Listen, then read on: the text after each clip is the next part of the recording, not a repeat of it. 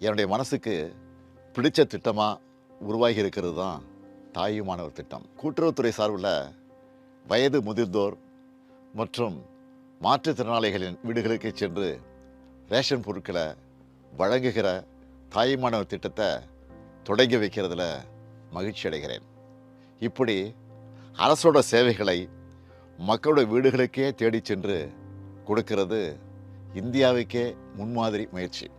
வயது முதிர்ந்தோரும் மாற்றுத்திறனாளிகளும் ரேஷன் கடைகளுக்கு போய் பொருட்களை வாங்குறதுல ஏற்படுகிற சிரமத்தை உணர்ந்து இந்த திட்டத்தை உருவாக்கி இருக்கிறோம். இந்த திட்டத்தை 34,809 நியாய விலைக் கடைகளில் செயல்படுத்த போகிறோம். 70 வயதுக்கு மேற்பட்ட 20,42,657 மூத்த குடிமக்கள், 1,27,797 மாற்றுத்திறனாளிகள்னு 21,70,454 பேர் இந்த திட்டத்தால் பயனடைய போகிறாங்க.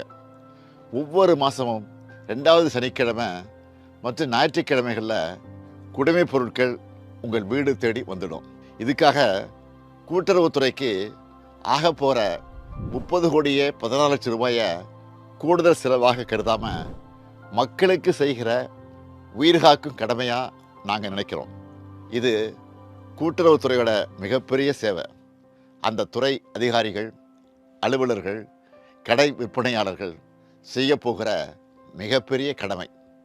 இந்த நேரத்தில் கூட்டுறவுத்துறை அதிகாரிகள் மற்றும் அலுவலர்களுக்கு நான் வைக்கிற வேண்டுகோள் என்பது, இந்த திட்டத்தோட நோக்கம் 100 விழுக்காடு நிறைவேறுகிற வகையில் உங்களுடைய பணி அமையணும். உங்களை எதிர்பார்த்து காத்திருக்கிற முதியவர்களும் மாற்றுத்திறனாளிகளுக்கும் மனம் குளிர்கிற வகையில் நீங்கள் கனிவாக நடந்துக்கணும்.